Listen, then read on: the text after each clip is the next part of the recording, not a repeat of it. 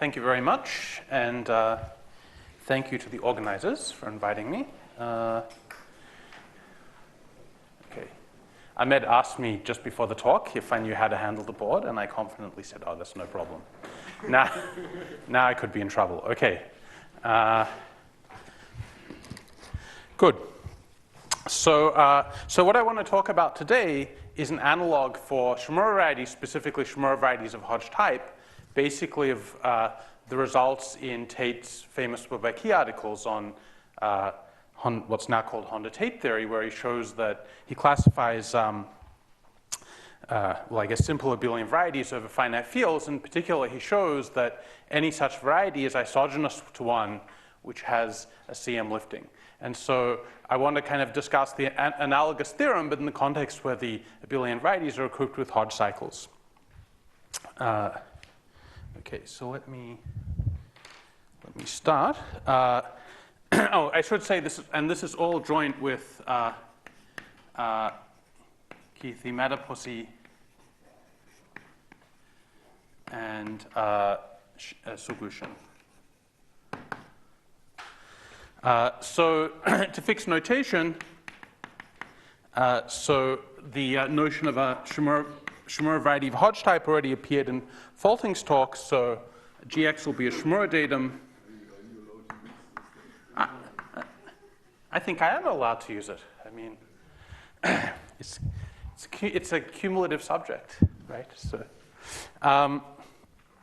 So it's a Shimura datum of Hodge type, so it has an embedding into some Siegel Shimura datum, so for a symplectic group. So here GSP, just to fix notation because this will come up, is the symplectic group attached to some Q vector space with a symplectic form. And so in particular what this means is that G in particular is embedded in the symplectic group. And so what you can do is you can find so G is the stabilizer of a collection of tensors as alpha, which it's not important to know exactly what they are, inside V tensor. So when I write V tensor, or VQ tensor, or a module tensor, what I mean, this is kind of the sum of all the tensor powers of n and its dual. Let me see, so this is the front one, right? Good. And actually, I realized when I was preparing the talk that maybe formally the results that I'm going to speak about, or some of the statements might depend actually on, might seem to depend on which collection of tensors you take, but certainly get the strongest result if you just take all the tensors stabilized by G, and so you can just take all of them, subject to the following condition. This you'll barely notice, but there's one restriction, which is the following. So we're going to fix a lattice. So I have Z localized at the prime P, and I fix a Z localized at P lattice in VQ, on which C is perfect.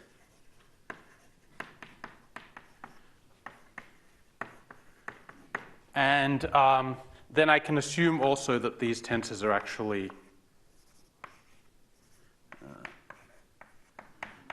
in here. That's more or less obvious, because of course if I have a tensor, I can just scale it to be in there. But actually, you'll barely notice this condition. I mean, it's kind of implicitly there, just in one statement. And for the experts, I challenge you to see if you can notice the statement that it plays any role in at all. Okay. So about these boards, the main problem with these boards is just they're very big. Okay. So now, sorry, so this is just setting up notation. So what is P? P is a prime. Any prime. P equals 2 is allowed. Yeah. So, and then finally, Kp inside G of the Q points of G will be the stabilizer of, if I take this lattice and I tensor it up to Zp inside V sub Qp. Okay, so that's actually all the notation we need. So then, if I look at the Shimura variety attached to the Shimura datum, it has an embedding into the Siegel modular variety. And so here K is just, I take some level away from P. And K prime is some suitable level for GSP, which we can assume is just the stabilizer. It's defined in the same way at P. So in fact, for these statements, the level won't be so important. It's just, this is really just to fix ideas. So now let me state the main theorem. And, before I state the main theorem, I have to make one remark, which is that if you look at this guy, so it's embedded inside this this Shimura variety for GSP, and you can think of this as a moduli space of abelian varieties, maybe up to isogeny. And so this is you can think of this as a moduli space, or this carries a family of abelian varieties equipped with Hodge cycles, with a family of certain family of Hodge cycles. Hodge cycles coming from the S alphas. So if you go through the definition, which I won't do now, of this family of abelian varieties, starting with this vector space VQ, then you'll see that each of these S alphas naturally gives rise to a cycle in the cohomology of any abelian variety. Well, in fact, somehow actually, I think, well, certainly any abelian variety here. And then if you go through a definition, you see it's actually a Hodge cycle. And so here's the theorem. So I'm going to state the main theorem. But the main theorem, when I state it, I'm stating it early to give you a flavor of it. But there will be some things which have to be explained in the main theorem. So this is...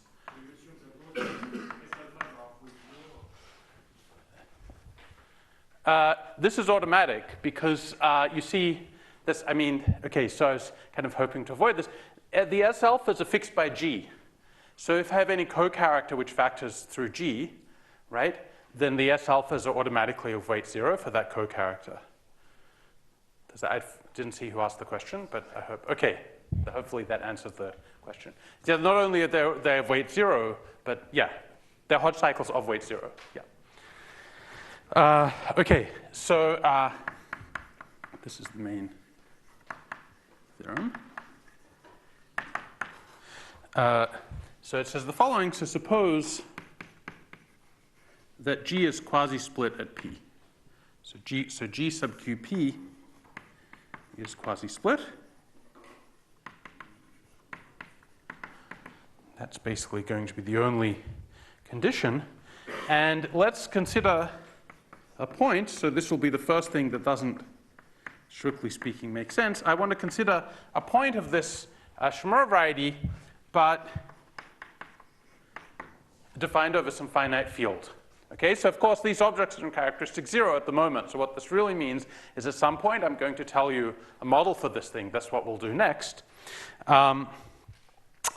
Anyway, let's suppose, so for this moment I put quotes around this. So then the statement is that, so if I have a thing there, then the isogeny class of X, so that's the second thing I have to explain, contains a point X prime. So this lives in the same thing, but maybe with a bigger in some bigger finite field, which lifts to its CM point, to a special point, CM point, on the Shimura variety.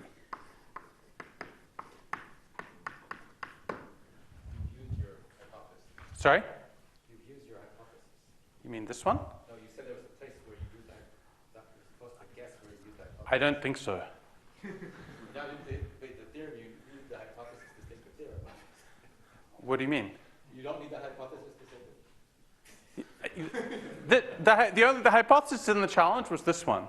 Yeah, and you don't, the theorem is independent of that. I mean, the statement of the theorem doesn't even involve. No, so far you haven't passed the challenge, Michael. I'm sorry. And the embedding of Shimura-Tate prime is after passing to suitable sufficiently small sums, or which kind of You mean this embedding up here? Yes. Yeah, so I should say this is defined over the reflex field of E. So actually I need that notation anyway.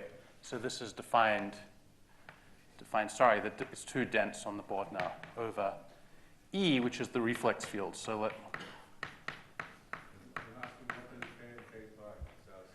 it's not important. I mean, the only thing which is important is the component at P, right? In fact, as you'll see, in some sense, even that is like not so important. But so at P, Kp is the state. At P, they're both just the stabilizer of VZP, the thing stabilizing that lattice. Okay.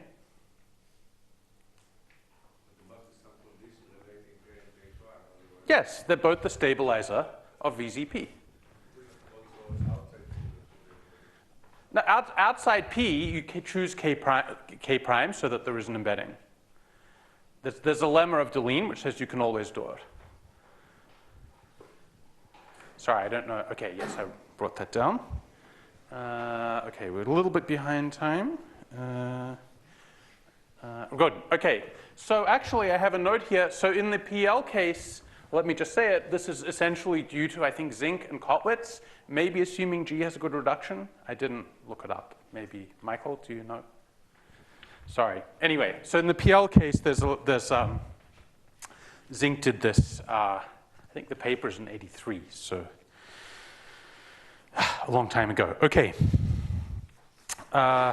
Good. So our first order of business is to explain what I mean by first of all, an FQ point, and then importantly, that's really the key point is what does it mean to have an isogeny class, right? Okay, good. So, yes, I'm in the correct order on the boards. So isogeny classes.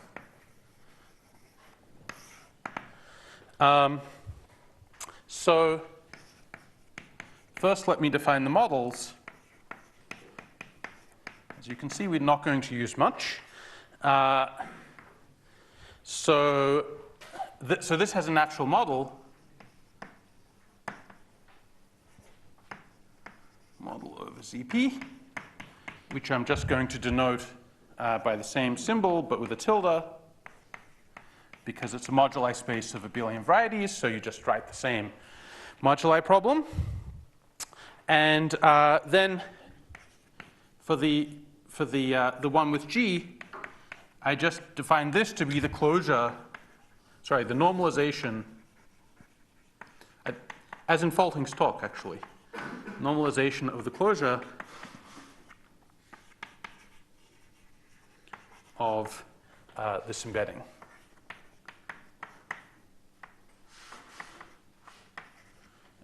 Too much notation.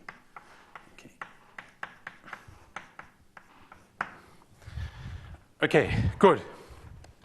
So now you know what an FQ point is. And so in particular, just a fixed notation, so if I have lambda dividing P, a prime of my reflex field,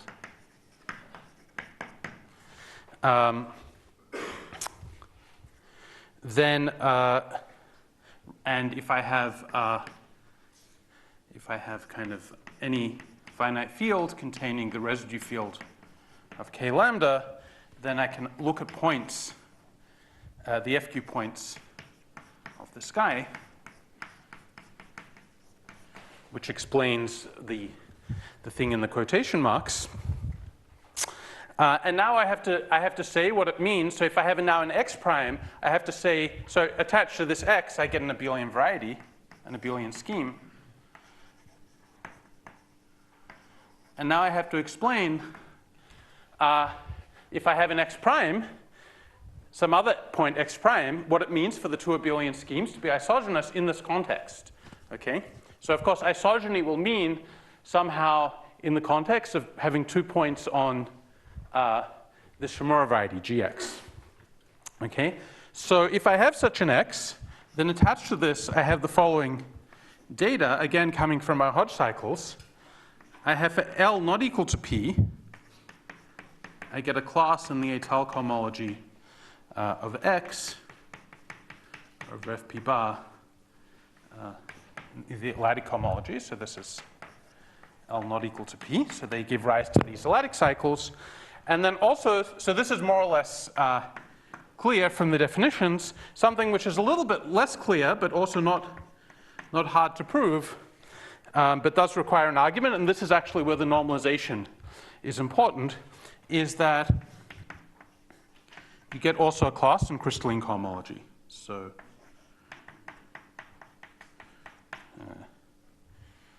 well, let me just put QP. It means crystalline cohomology over the Witt vectors of FP bar, but with QP co. Okay, let me just write it. So.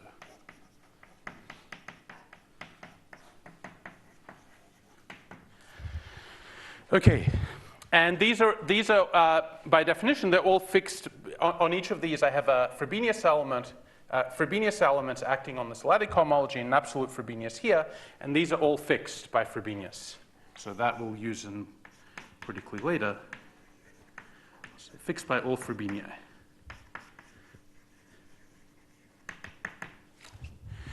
Okay. And now I can tell you what it means. Sorry, that was just inattention. Now I can tell you what it means if I have x prime now and x, I have 2 points, then we'll say that x and x prime are isogenous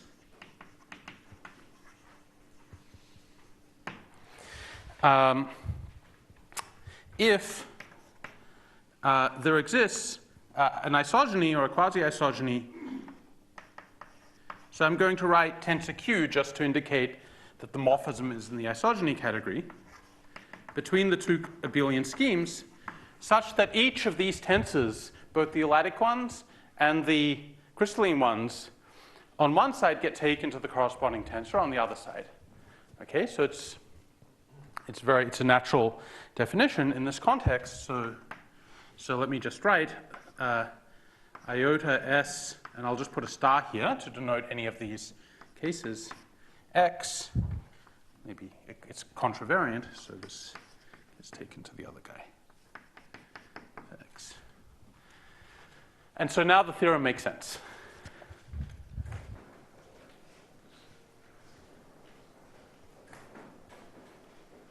Oh, I can do 2 at once.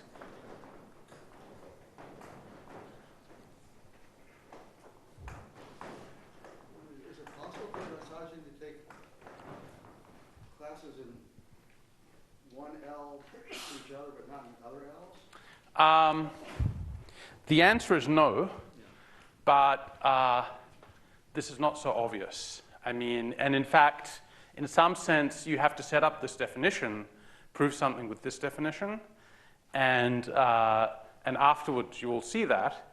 Although at a certain point in the argument, which I will try to point out, the fact that, I mean, it's a good question because actually the fact that that miracle occurs plays an important role in the argument somehow. It allows you to get more information at one point. Okay, and let me just remark for the experts, so if there are other situations where if you have a Shimura variety, you have some kind of integral model where you define the isogeny class of a point. And usually this is not quite the definition. It's done slightly differently, okay? But in fact, in the cases where you have the other definition, it agrees with this one. Okay? Now I pause for a second. No, I'm not going to describe the other definition because that's only a remark for experts. And now there's a hint, and I pause again. Okay, and now all the experts didn't succeed. This is actually the only place, I think, where I use this. Yeah. Ah! Okay. No, in this context, of course, not. So the only condition in the theorem is that GQP is quasi-split. Right. That's all. But KP is the stabilizer, which is self-reliant. K prime P is hyperspecial. That's for the Siegel guy. Well, you wrote KP up top. Yeah. No, it's also defined that way, but it doesn't mean it's hyperspecial. Yeah. I mean, G doesn't have to have a hyperspecial. It could be ramified. So you don't know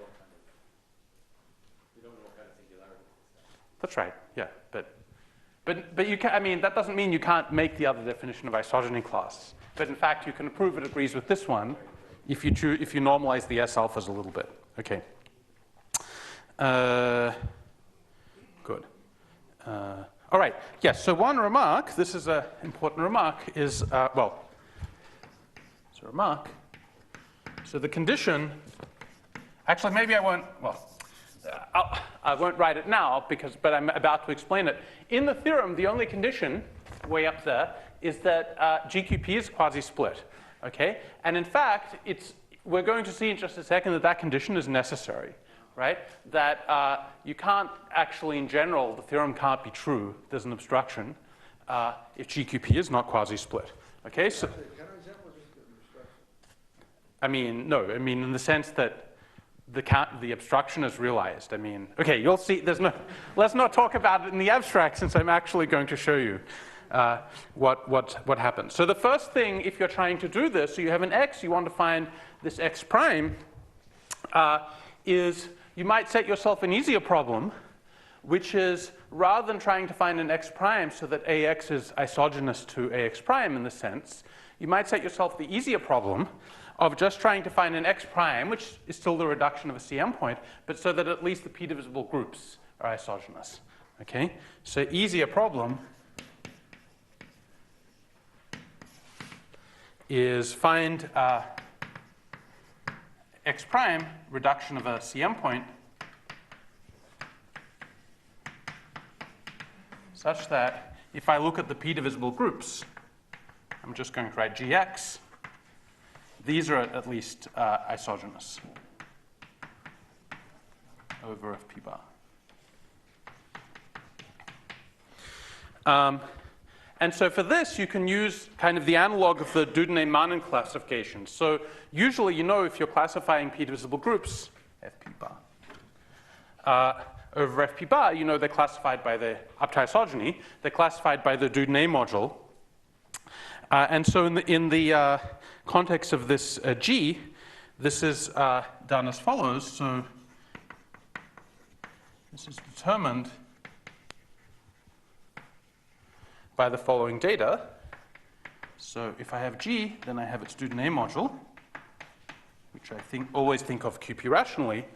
And let me just call this D of x. So this is a vector space over the fraction field of the Witt vectors of FP bar. And it's equipped with an absolute Frobenius phi. Okay.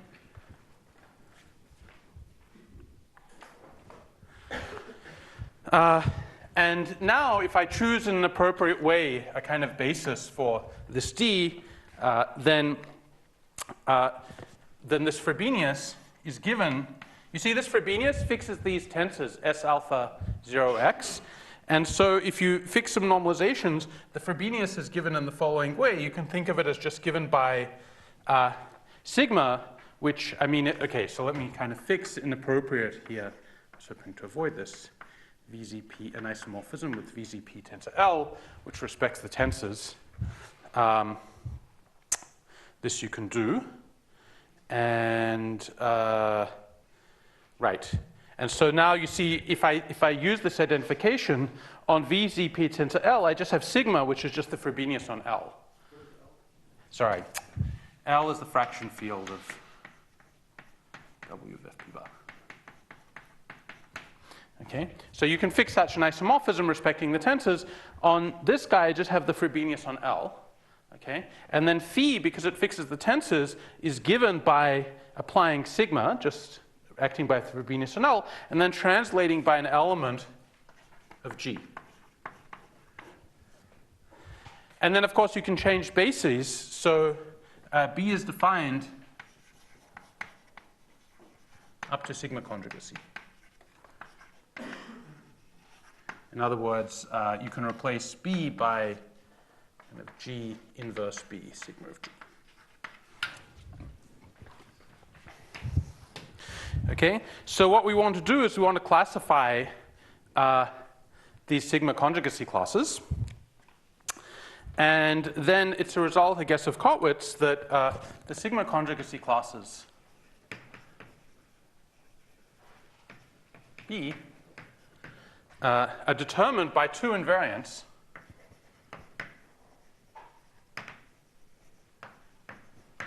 Two invariants. So first of all, there's the Newton co-character, which you should think of as giving kind of a group theoretic version of the slope decomposition.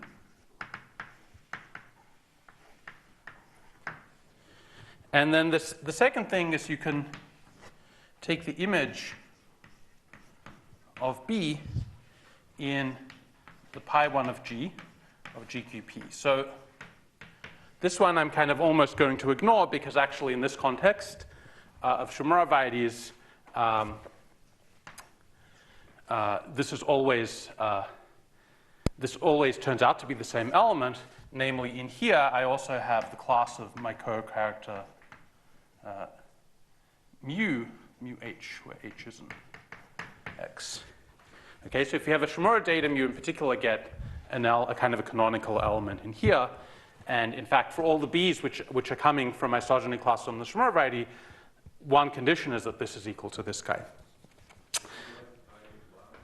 Pi 1 of G.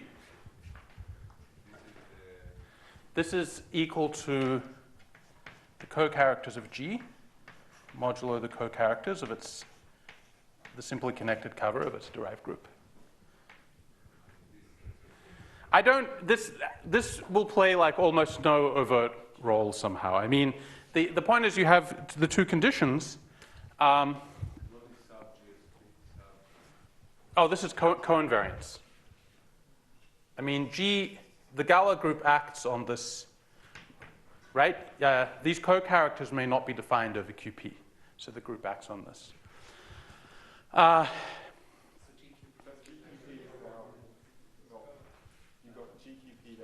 Oh, sorry. You're right. That's horrible. Okay. Galois QP bar over QP. Thank you. Yeah. That really is an objection. Okay. And so it's satisfied by B's and right. So it's satisfied. Sorry. They're classified by the sigma conjugacy classes are classified by these two invariants, and the condition, all the B's which appear on a Shimura variety satisfy two conditions. One of them is actually just this condition here, and there's a condition relating nu and mu. And so these two conditions, I'm just going to write that B is in this set, BG mu. This is an analog of Mazur's inequality. So Mazur's inequality says that the Newton polygon is on or above the Hodge polygon with the same endpoints. Okay. Good. So, and these boards are kind of just regular boards, right? I'm allowed to move them without breaking them. Right, so okay, so we've classified, this is the classification of the B's. The reason I'm interested in this, remember, is I'm trying to construct, given an X, so given an X, I get such a B. right? B equals B sub x, which is in the set. And I'm trying to construct a x prime, which is the reduction of a CM point with the same p divisible group. Okay? So in fact, to do this, there's a lemma, which, I mean, it's in the paper of Langland's Rappaport. That's probably really who it's due to, in the sense that it probably didn't appear anywhere before, I suspect. Well, I don't know. Somehow the history of the subject is complicated. But, okay. So it says the following, that there exists T and G, a torus, which is compact mod the center. So it's compact at infinity. Yes, okay. And a co-character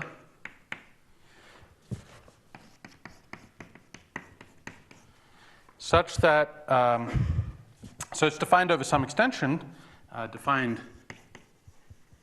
over f over qp. Let's assume this is Galois. And such that two conditions are satisfied. First of all, mu t is conjugate to, it's in this conjugacy class of co-characters of G. Okay, and two, there's a condition which is actually somehow, for the torus, just this Mace's inequality condition. And it says, in that case, the following, that if I take the average of the Galois conjugates of this mu,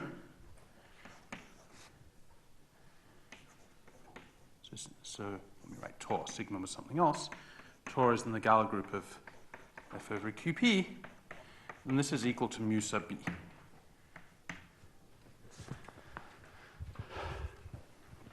So why is this lemma relevant? Well, the point is that, so what do we have? We have a torus. This is over Q. It's a Q torus equipped with some co-character. That's exactly the kind of data that you need to make a CM point. Okay? So if you go through this, you see that this T mu T gives rise to a CM point.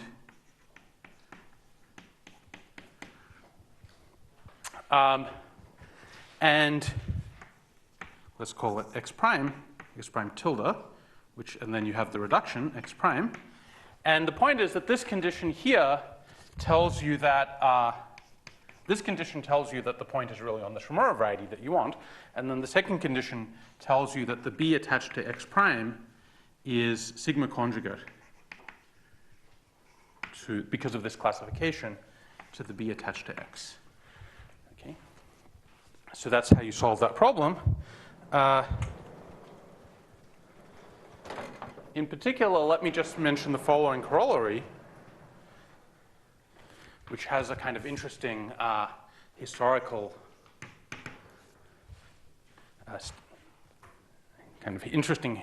status, illustrating the fact that, so there's a quote of Delina I like very much, which says that all difficulties in mathematics are psychological, and I think this corollary illustrates this quote. Sorry, so just to finish, and so therefore g of x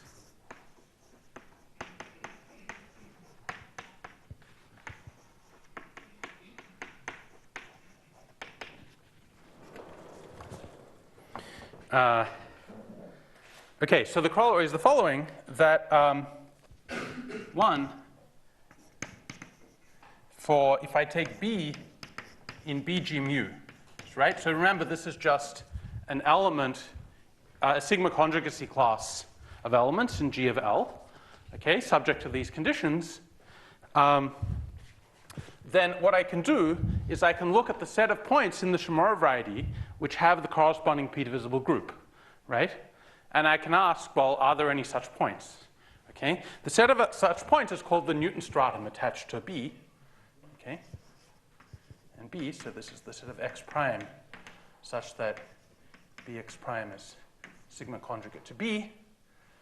And the statement is that this is non-empty. again, subject to the condition that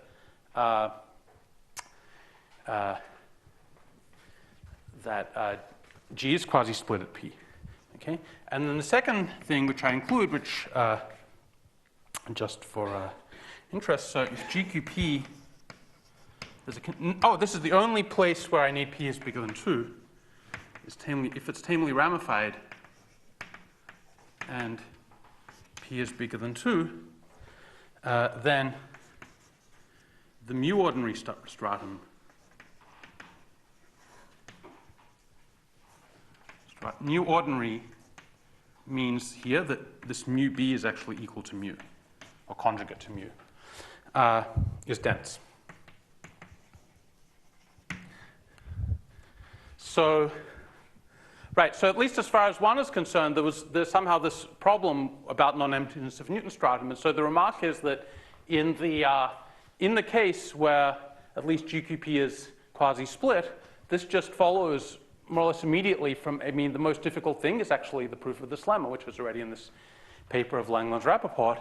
Notice, however, that this is the remark that you could ask this question about non-emptiness of Newton stratum more generally, but you can't hope to prove it this way, except for at least for all strata, except when GQP is quasi-split. And the reason for that is the following. This is something I haven't kind of pinned down. I mean, I didn't pin down the field of definition of this co-character.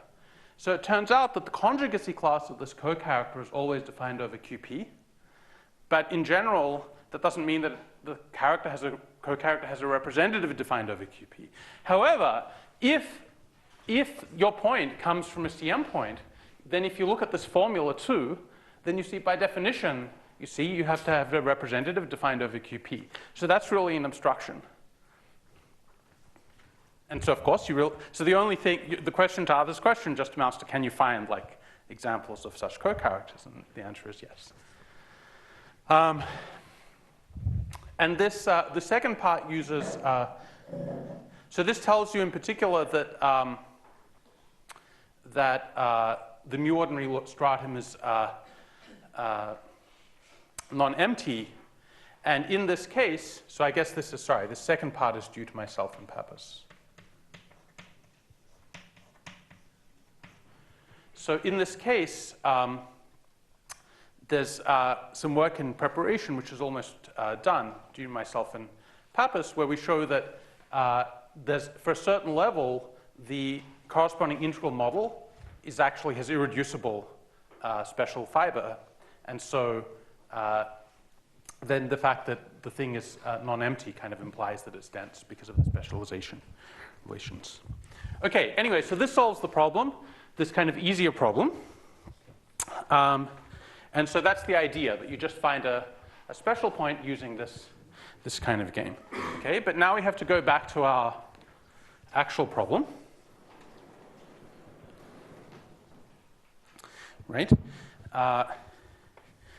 Right? We want not just the p-divisible groups to be quasi-isogenous, but in fact even the abelian varieties. And so for this, you need a generalization of Tate's theorem on the Tate conjecture for abelian varieties over a finite field. So Tate's theorem with Hodge cycles.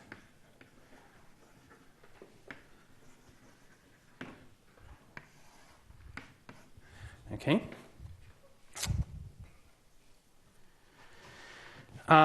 And to motivate this, let me observe the following thing. So suppose we've solved our problem, right? Suppose we have, as we want, an isomorphism with AX prime, and X prime is the reduction of kind of some special point which is attached to a torus and some co-character. Okay? Well, then the Q points of this torus act on, T acts by endomorphisms on the abelian variety over the special point, and so it acts on the reduction. So here I have an action of T, which means I meant to have an action of T over here. Okay? Now, by construction, this is a point on the Shimura variety, right? So T is contained in G. So the action of T over here will fix all the S alphas, right? The crystalline and analytic S alphas. And because this map is compatible with the S alphas, it's going to fix it over here as well. Okay? So that means that what I get is that T is contained in the following group. So I can look at the automorphisms. Again, everything will be in the isogeny category of this AX. Okay? So there's a natural way of thinking of this as an algebraic group. And then inside, I can do the following outrageous thing. Okay? I look at only the automorphisms which fix all the S alphas, both the elatic and crystalline ones. Okay? Now, if you think about what I'm doing, right? I mean, these are T. We just showed that T has to live in there.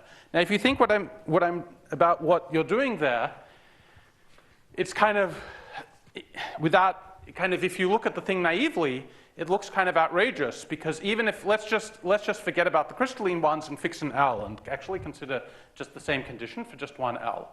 Okay? So these S alphas live. It's probably easier for you to see than for me, but it should be somewhere up there.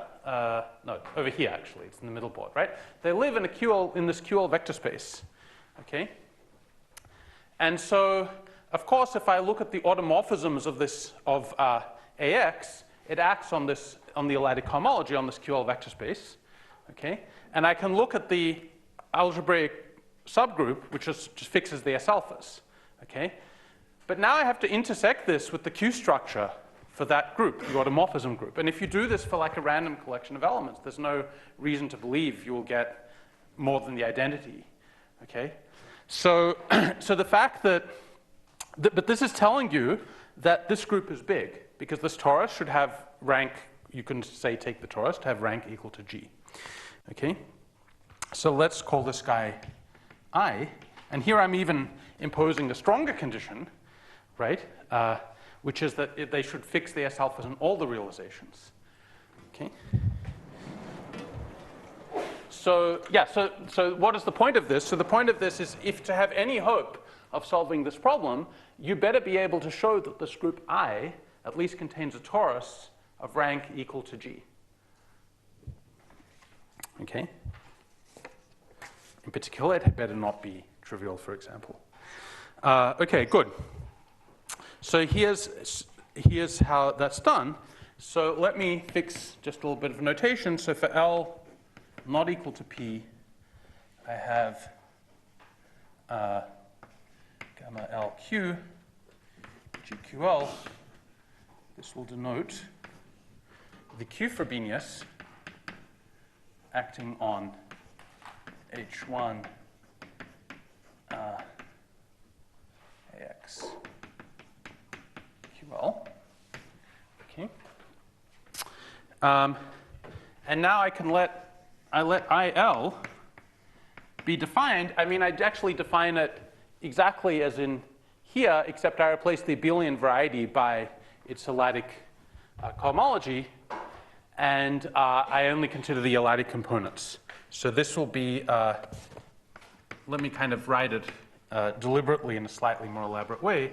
So I look at the automorphisms. Let me call this just H1L for simplicity. So I look at the automorphisms of H1L, which preserve these S alphas, and also which commute with the Frobenius. Okay? So obviously, if I have an automorphism in I, it maps to this IL. And it's not hard to see. I mean, if I will have automorphisms of this H1L, which just preserve these S alpha L X's, that's just G, because G is defined by the S alphas. So this is actually just the centralizer of gamma LQ in G, and in GQL. Right? And just to fix ideas, you might say, well, this could depend on Q, right? And so I'd take Q kind of large enough. Q is a power of P, and they're ordered kind of multiplicatively. The exponents are ordered multiplicatively. So let me just write this. So in that case, this is some connected reductive group, because this will generate. I take the Q large enough so that this element generates a torus. Okay? And so the proposition, which is what I mean by Tate's theorem with Hodge cycles, is that if I take this I, which is a group over Q, given by automorphisms of A, and extend it to QL, this obviously maps to IL, and this map is an isomorphism.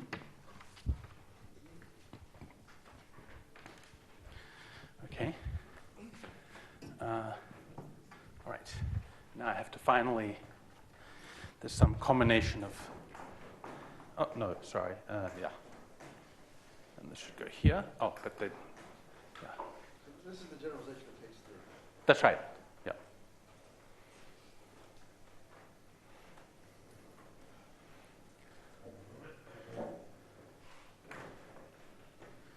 Oops. Yeah, I like this because the proof looks very different to Tate's theorem, but you can see that it's a reformulation, that it must be a reformulation of the proof because the same conditions kind of turn up, the same critical conditions. So this is, of course, where we're going to use the geometry of the Shimura variety. And so this theorem is actually, the proof is easy enough that I can just give it to you right now. So this reproves Tate's theorem too? Yes. Does it use flatness? Flatness? I mean, I'm allowed to use flatness, but I don't think I need it. So, okay, so the idea is the following. I have my point x, and I'm going to make a map from the L points of this group QL points of IL into this integral model. There's a natural map which kind of takes, and I have to divide out by the level, it takes G to the point which I'll call G times X. And this is the obvious point. I mean, there's only one, this is a kind of point isogenous to G where you change by an L isogeny. So let me just say it like this. So if I have this X, I have A of X, but there's another datum that comes with it, which is the level structure. And that works like this. So away from, I guess away from P, you have the kind of adelic Tate module of this AX, and you map it to VAF. VAF is kind of, it's the V we had before. It's VQ tensor AF, AFP. And this is mod K, so you have like this guy, mod K, epsilon. And then G of X, I mean, you're only changing gasogeny class of the abelian variety, so it's the same abelian underlying abelian variety, and all you do is you compose, so you have epsilon, epsilon x, and now you change this by G. Okay? Now, let's suppose that we have a G such that x is equal to xg. Okay, suppose x is equal to g of x. Okay, that means that all the whole package of data that I have for this point, g of x, right, namely the abelian variety, together with all the cycles for L and L equal to this L and all the other L and all the crystalline guys, right, it must be the same package of data for g of x as for a of x. Okay, that means that there must be an isogeny from a g of x, which is a of x, to a of x, right, which intertwines the two information. But the only thing I've changed is the syllabic story. So that this means that there exists a map, right, preserving all the data and intertwining, making this diagram somehow commute. So let me call this iota. So it makes this diagram commute. Okay. And in particular, this epsilon x takes the tensors here to the tensors there. So what you easily see if you unwrap the definitions is this iota has to be actually a Q point group I. Okay, all right, so what? Is that kind of quasi-isogeny? Sorry? Everything is in the, Quasi-isogeny? yes, everything is in the isogeny category. So at some point I was writing tensor Q and then I stopped, but okay. So what happens now? Okay, so what? There's some Gala homology. Sorry? Isn't there some Gala homology instruction? To what? That's rational. No, I mean it's rational. It's really an isogeny. If you have to look at the definition of I as an algebraic group. But in particular you see that the things that are actual quasi-isogenies are just Q points of I. Okay. So what? Okay. So therefore we get the following thing, right? That so I call this map theta. That if I look at the image of theta, that it surjects onto this guy modulo I of Q. Okay, in other words, if I take this guy and map it to this quotient where I divide by I of Q, I've just shown by this calculation that factors through the image of theta. Okay, if 2 points are equal, then they differ then there's an element of I relating them. Okay, in particular, this is a finite set, Q points of a quasi-projective variety. Okay, so this must be finite.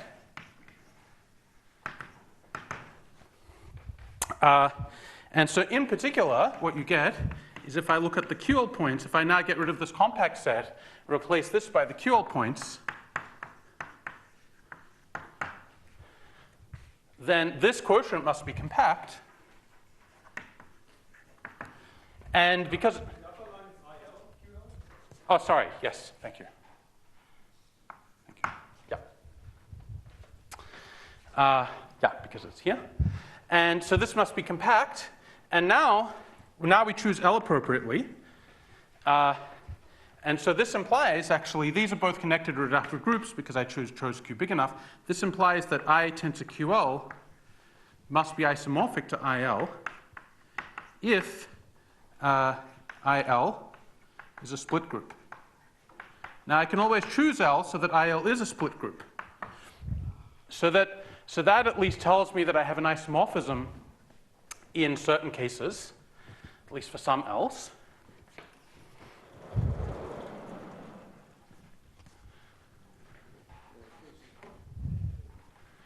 Okay, but I'm really going to prove the proposition now, not just for some else. That's not good enough. By the way, it really isn't good enough for the proof, for the theorem. And now we use a theorem of note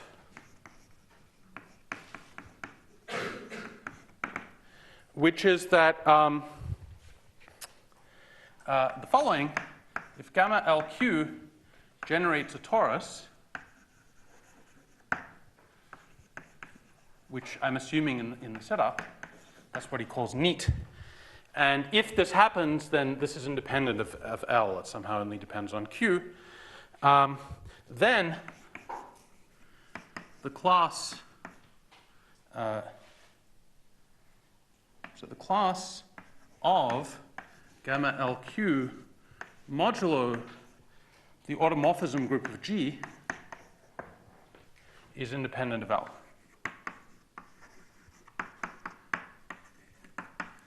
So just to remind you, what is it that one expects here about these gamma LQs? There's meant to be some kind of compatibility, right? So actually what you expect, and we'll actually prove this at the end, this will be the last corollary, unless I run out of time. What you expect is actually that in some sense, these gamma LQs are independent of L in the sense that there should be a Q point of G to which each of the gamma LQs is conjugate in GQL. This is a weaker statement because this order of G includes, in the case of type D, actually outer automorphisms. Okay? But it's good enough for us because it implies in particular that the dimension of IL is independent of L. So if you have an isomorphism for one L, you have it for all L. because, I mean, you always have an injective map here, and this shows that this has the right dimension. Okay, very good. No, Arthur looks unhappy. So, sorry? What? Okay, now let's finish the proof of the theorem. So now what you're meant to imagine is now take t inside I. Actually, in the case of type D, there's like an extra thing that I have some conditions on this t. But let me ignore that. I just take a maximal torus. And then again, you have to use again Nernst result. You can show that you can choose t so that it actually, you also get an embedding of t into g. And then you have, well, mu t is as before, meaning as we did when we did the case of p-divisible groups. Okay? And then you get an x prime. So an x prime and an ax prime. Okay, so we apply this construction. Okay, but we're not done yet. Okay, now I have to explain to you why this is the good Ix prime. Somehow I end up using just the sideboards because it's so exhausting to. I know the thing is doing it for me, but it somehow still feels exhausting.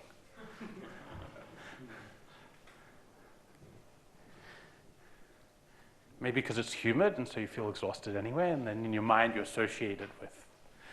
You see, as I said earlier, all difficulties in mathematics are psychological.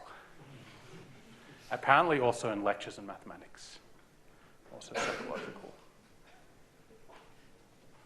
At this point, I've hopelessly mixed up. I know this is the last one, so I'm hoping that, okay, no, I think this was the first one, so okay, perfect. Oh, I thought this was keep going at least. I have limited time here. Okay. Good. So let's finish the argument. So I have this ax and this ax prime, but we are not yet done. Okay. Now what I do is I look at. Now I try to show that my ax prime, which I found, is the right. Has the property that I want. Okay. So what I can do is again I can define a kind of scheme of quasi-isogenies from ax to ax prime.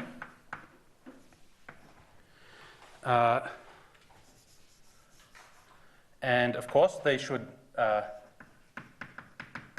take the S alphas to the corresponding S alphas. And then I can also define the analogous thing with L,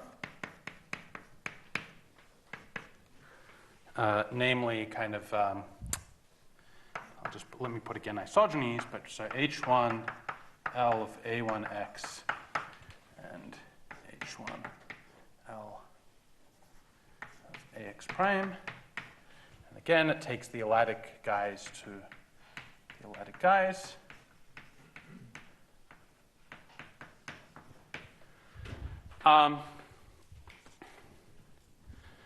Okay. And then what you can show, again, and for this you have to repeat Tate's, or apply this proposition for an auxiliary group, which is kind of built out of AX times AX prime. But a similar argument shows that if I take this guy and I tensor by QL, then this gives this guy. And if you think about the definition, this is an IL, or equivalently because of our theorem, an IQL tosser, which means in particular this guy is non-empty, and if it's non-empty, this thing here is an I tosser. But we're not done because we want to point on this I tosser, so we have an actual isogeny. Okay? And so how do we do that?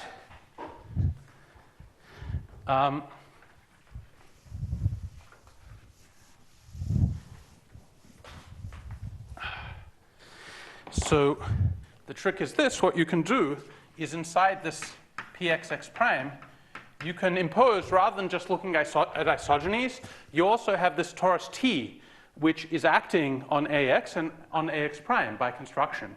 So what you can do is you can impose the condition, not just this condition, but that in fact the thing commutes with T. So T invariance. And then formally from this statement, you don't have to apply Tate's theorem again. You get that this is the same as the T invariance of this guy. Okay, and so what you find is that this is a T-torser. So your I-torser has a reduction to a T-torser. Why does that help you? We still want the T-torser to be trivial, so we have a Q point. Okay, but actually it doesn't have to be trivial. But if you have an abelian variety with an action of T, and you have a T-torser, there's a twisting construction. You can make a new abelian variety so that the corresponding T-torser becomes trivial. So now you twist by this class C, which is the class of this torser. Okay, good. So now I think I do have time to state the final corollary, which is then an improvement of Nernst's theorem, which is the following, that if I take a Q point of my Shimura variety, and now I drop the assumption that Q is large enough. So all this argument, we proved the theorem now, right? But here I don't write it, but I just say Q is anything. Then there exists a gamma naught Q in GQ such that for all L not equal to P, gamma LQ is conjugate to gamma naught Q in GQL. So you get the compatibility kind of a posteriori. That's not hard to deduce once you know you have a CM lifting, and I think my time is over.